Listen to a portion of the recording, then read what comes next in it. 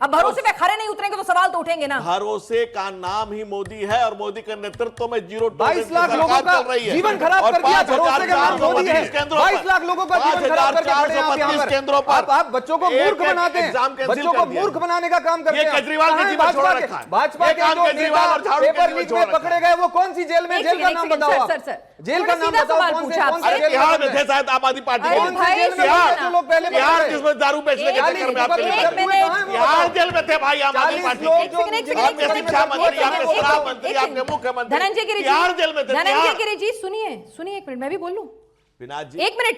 तभी आज केजरीवाल सीएम नहीं है, रेखा गुप्ता सीएम है। चोरी से हटाया, चोरी से हटाया इन्होंने। तभी आज राहुल गांधी प्रधानमंत्री नहीं है, नरेंद्र मोदी प्रधानमंत्री है। तभी अखिलेश यादव मुख्यमंत्री नहीं है उत्तर प्रदेश के, योगी जी मुख्यमंत्री हैं। भरोसा किया है तो सवाल भी होंगे। मैं आपको बिल्कुल कह रहा हूं, इस देश में मैं इसे राष्ट्रद्रोह मानता हूं। युवाओं के भविष्य के साथ खिलवाड़ नहीं होने दिया जाएगा।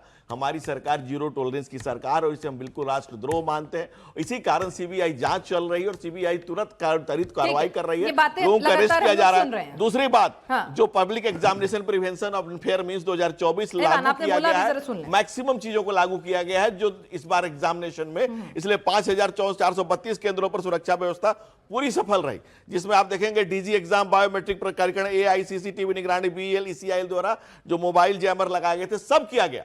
बावजूद उसके लीकेज हुए, इससे हम इनकार नहीं करते और उस लीकेज को फुल प्रूफ किया जाएगा। इसीलिए सरकार की जिम्मेदारी, सरकार में सरोकार में जनता के सर माथे पर हम बिठा रखे हैं। हमारे युवाओं को भविष्य खराब नहीं होने देंगे। प्यूनिटिव एक्शंस होते हैं ना भाई। अगर आप कुछ गलती करेंगे, आपके पार्टी अध्यक्ष आपको डांटेंगे भी, है ना, पनिशमेंट भी होती है, सब कुछ होता है, अलग अलग तरह के होता है, सस्पेंशन से लेके सारी चीजें। अब राहुल गांधी कह रहे हैं भाई कुछ तो एक्शन करिए ना किसी के खिलाफ। जो अरेस्टिंग हो रही है क्या है?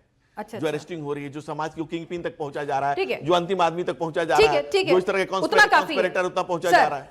आप ही बता दीजिए कि यहाँ पर एक सवाल, एक नेचुरल, पहले क्या होता था, अगर हादसा होता है तो मंत्री नैतिक आधार पर भी, है ना, हम शास्त्री जी को भी देखा है, रेल मंत्री जब थे, नैतिक आधार पर तुरंत इस्तीफा दे दिया जाता था।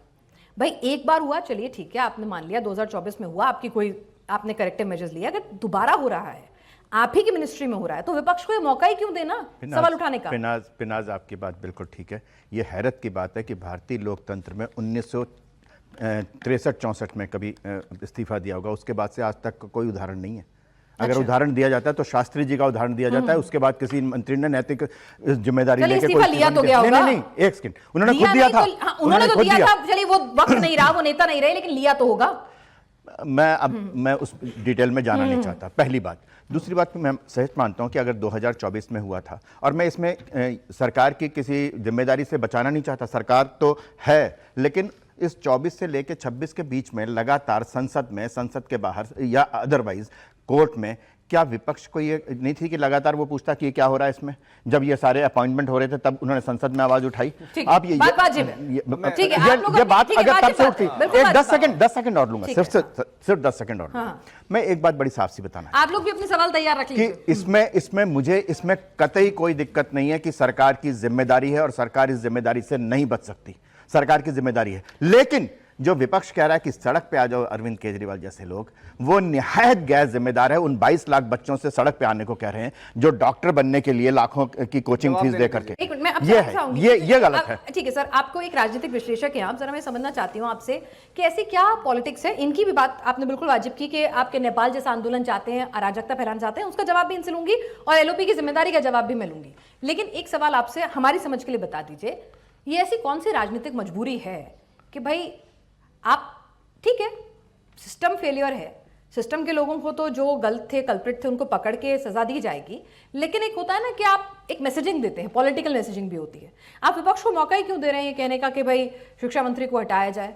क्यों नहीं वहां पे प्यूनिटिव एक्शन लिए जा रहे हैं? इन्होंने गैर जिम्मेदाराना बर्ताव किया कि जब ये पोस्टिंग्स हो रही थी तब हाईलाइट नहीं किया, लेकिन सरकार ऐसे मैं एक बात और बता दूं, क्या पॉलिटिकल कि विपक्ष भी एक रस्म अदायगी के लिए इस्तीफा मांगता। आज तक जितने इस्तीफे मांगे किसी का हुआ क्या? किसी पर अड़े क्या?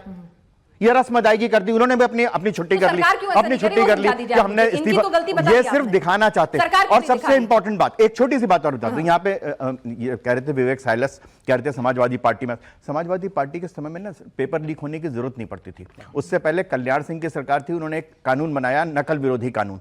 मुलायम सिंह सरकार ने आके वो कानून वापस ले लिया कि लीक की जरूरत ही नहीं है, खुलेआम नकल करो, खुलेआम नकल करो। आपने बतौर राजनीतिक विश्लेषक मुझे ये नहीं समझाया कि सरकार के पास ऐसी कौन सी मजबूरी है कि भाई अगर विपक्ष एक चीज का हल्ला उठा रहा है, एक राजनीतिक विश्लेषक के तौर पर राजनीतिक समझ आपकी क्या कहती है, ये समझना चाह रही हूं कि भाई ऐसा अगर भाई एलओपी लगातार मांग रहे हैं और 2 बार हो गया है तो क्यों नहीं, मतलब व्हाई नॉट?